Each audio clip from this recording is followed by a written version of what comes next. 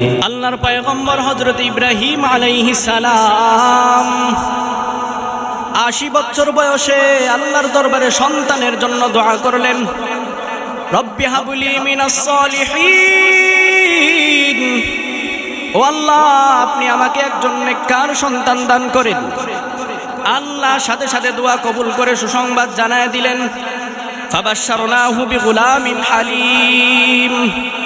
সুসংবাদ নাও রে ইব্রাহিম, এমন একজন নেককার ইমানদার চরিত্রবান সন্তান আমি আল্লাহ তোমাকে দান করব। পয়গম্বর ইব্রাহিম নবীর দোয়া কবুল হয়ে গেল। মা হাজরার গর্ভে প্রথম সন্তান ইসমাইল চলে আসলো।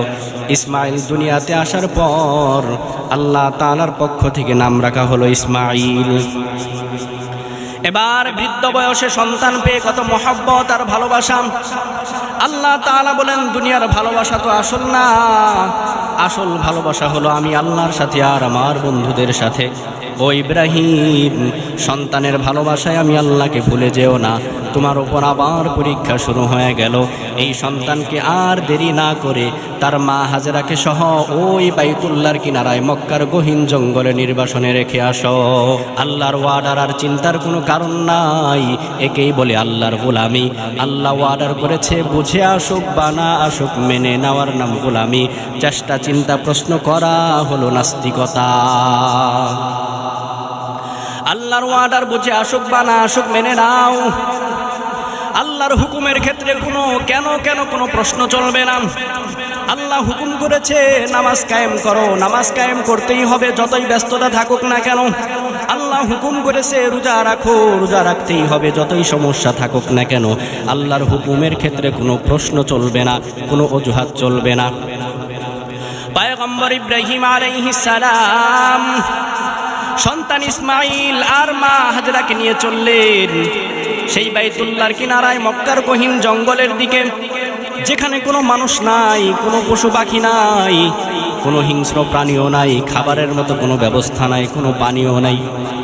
সামান্য কিছু খেজুর অথবা পানি আর কিছু রুটি নিয়া মা হাজরাকে আর ইসমাইলকে রেখে যখন পয়গম্বর ইব্রাহিম বিদায় নেবেন, মা হাজরা পিছন থেকে ডাক দিয়া বলে, স্বামী আমার, এখানে কি আপনার ইজাজতে রেখে গেলেন নাকি আমার মাওলা পাকের আদেশে রেখে গেলেন? পয়গম্বর ইব্রাহিম ডাক দিয়া বলে, বিবি আমার কোনো ইজাজত নাই, আমার কোনো ইচ্ছা নাই, আমি আমার মাওলা পাকের আদেশে রেখে গেলাম। মা হাজরা চোখের পানি ছেড়ে শুকর আদায় করলেন আর বললেন, আমার আর কোনো দাবি নাই, আমার আর কোনো প্রশ্ন নাই, কোনো চিন্তা নাই। তবে মাঝে মাঝে একটু আসিয়া দেখিয়া যায় ইসমাইলের অবস্থাটা কেমন। পয়গম্বর ইব্রাহিম আলাইহিস সালাম চলে যাবেন, পাহাড় পেরিয়ে উপরে যাবেন, নামবেন।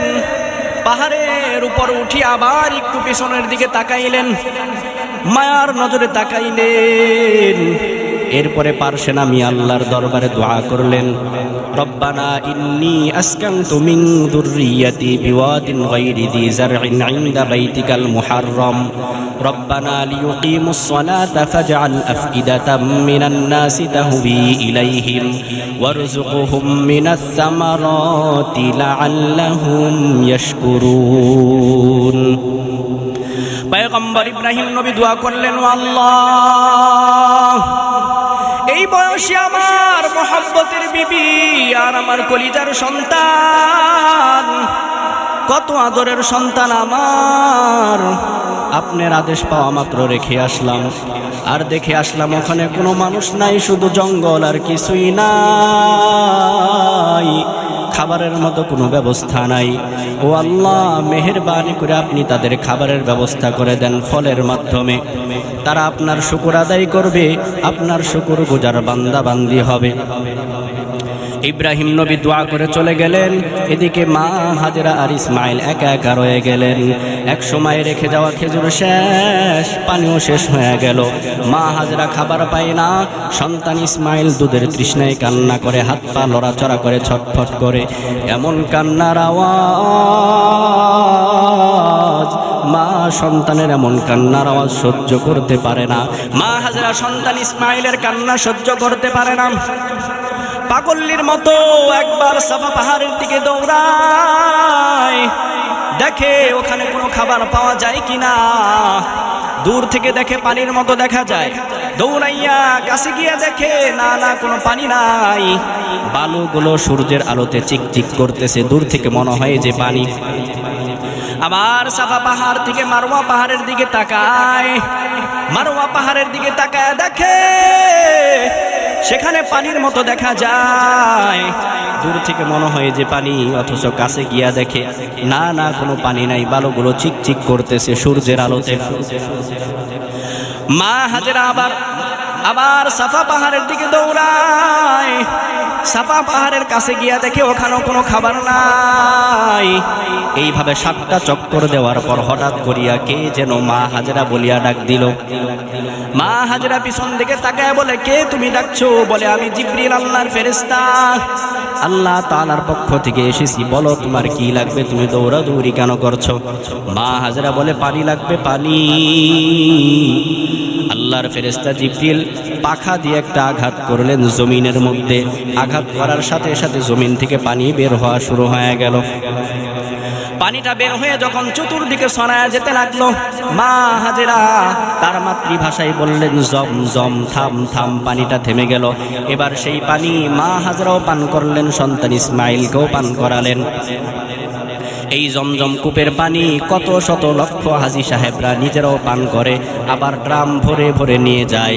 তবুও এই জমজম কূপের পানির তলায় থেকে, কূপের তলায় থেকে 1 ইঞ্চি পরিমাণ পানিও নিচের দিকে নেমে যায় নাই, কমে যায় নাই।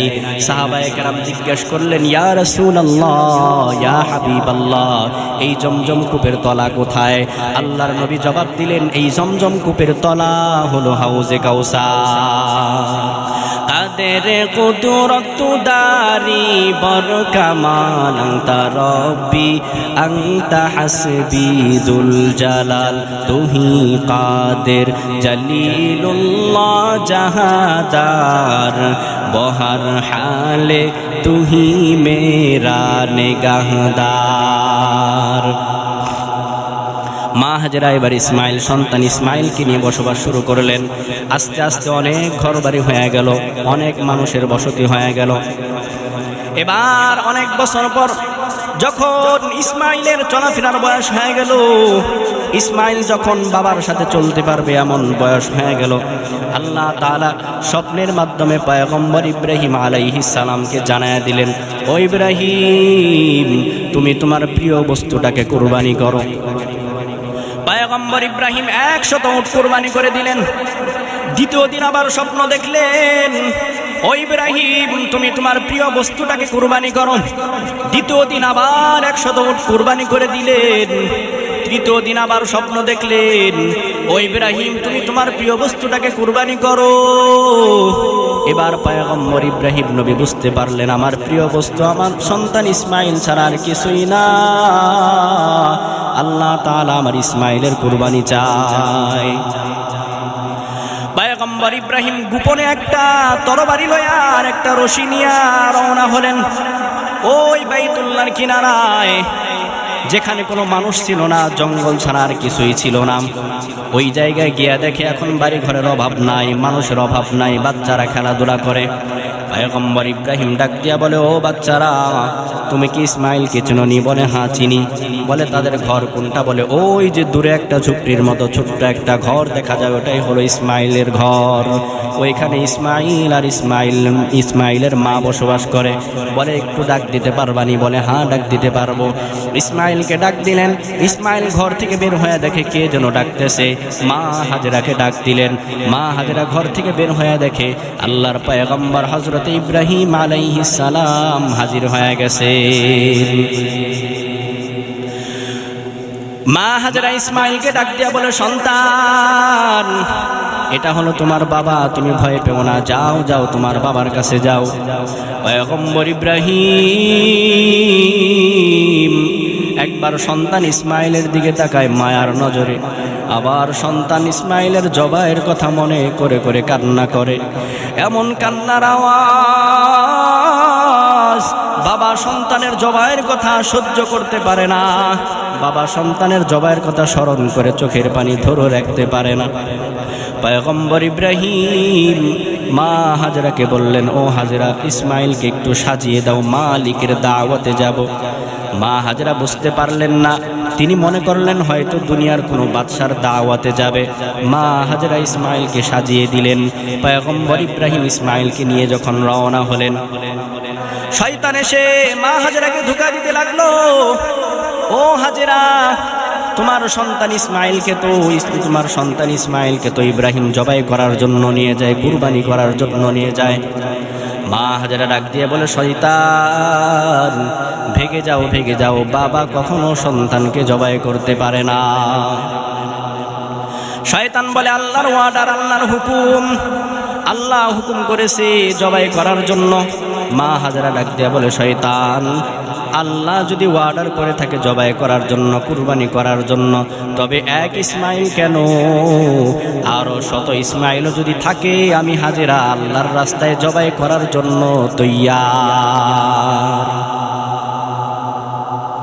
পয়গম্বর ইব্রাহিম আলাইহিস সালাম যখন সন্তান ইসমাইলকে নিয়ে গেলেন, শয়তান মা হাজরাকে ধোঁকা দিতে পারল না, চলে গেল সন্তান ইসমাইলের কাছে।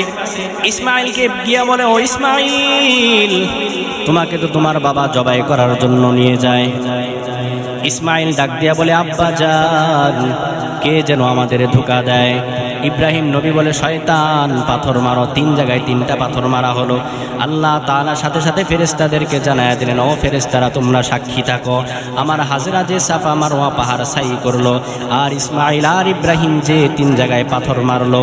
দুনিয়াতে যখন হাজী সাহেবরা হজ করতে আসবে, কোনো হাজী সাহেব যদি এই নমুনা পালন না করে, আমি আল্লাহ হাজী সাহেবের হজ কখনো কবুল করব না। পয়গম্বর ইব্রাহিম ইসমাইল নবীকে নিয়ে চললেন ওই মিনা বাজারের দিকে, যেখানে ইসমাইলকে কুরবানি করা হবে, জবাই করা হবে। সেখানে যাওয়ার আগে ইব্রাহিম নবী একটু চিন্তা করলেন, সন্তান ইসমাইলকে একটু পরীক্ষা করা যাক, একটু পরীক্ষা করে দেখি। পয়গম্বর ইব্রাহিম নবী বললেন, ক্বালা ইয়া বুনাইয়া ইন্নী আরা ফিল মানামি আন্নী আযবাহুকা ফানজুর মাযা তারা। পয়গম্বর ইব্রাহিম নবী বললেন, ও সন্তান, আমি তো তোমাকে স্বপ্নে দেখেছি তোমাকে কুরবানি করতেছি, আমি তো তোমাকে স্বপ্নে দেখেছি তোমাকে জবাই করতেছি, বলো তোমার কি মতামত, তুমি কি বলো। যেমন বাবা তেমন সন্তান। সন্তান আর দেরি করলেন না, সাথে সাথে জবাব দিয়ে দিলেন, ক্বালা ইয়া আবাতি ফআল মা তু'মার সাতাজিদুনি ইনশাআল্লাহু মিনাস সাবিরিন।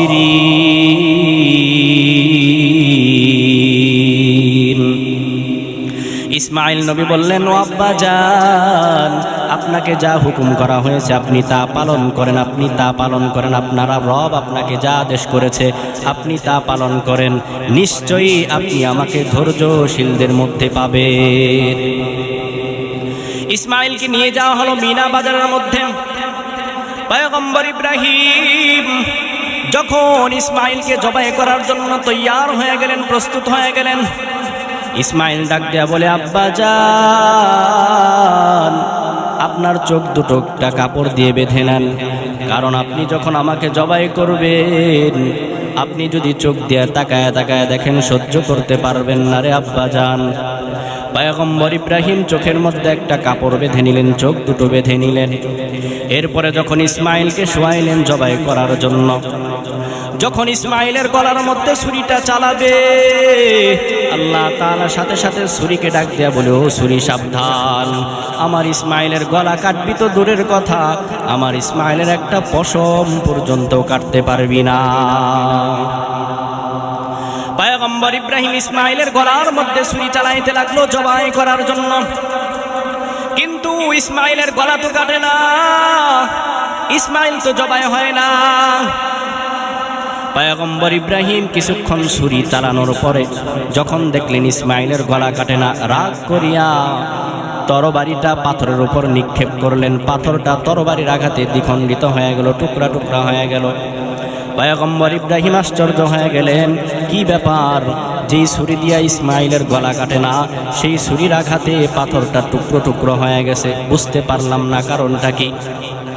দ্বিতীয়বার আবার যখন ইসমাইলকে জবাই করার জন্য শোয়াইলেন, এবার যখন ইব্রাহিম নবী ইসমাইলের গলার মধ্যে তরবারিটা চালাবে, আল্লাহ তাআলা সাথে সাথে জিবরিলকে ডাক দিয়ে বলে, ও জিবরিল, যাও যাও, জান্নাত থেকে একটা পশু নিয়ে যাও, ইব্রাহিমের তরবারির নিচ থেকে ইসমাইলকে সরাইয়া জান্নাতের পশুটা ইব্রাহিমের তরবারির নিচে দিয়ে দাও।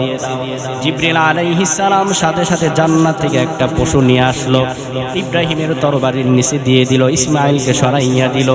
এবার যখন ইব্রাহিম তরবারিটা চালাইলেন জবাই করার জন্য, জান্নাতের পশুটা জবাই হয়ে গেল। ইব্রাহিমের হাতের মধ্যে যখন রক্ত লেগে গেল, ইব্রাহিম নবী বুঝতে পারলেন ইসমাইল জবাই হয়ে গেছে। কিন্তু ইব্রাহিম নবী চোখ থেকে কাপড়টা খুলে দেখে ইসমাইল তো জবাই হয় নাই, জবাই হয়েছে জান্নাতের একটা পশু।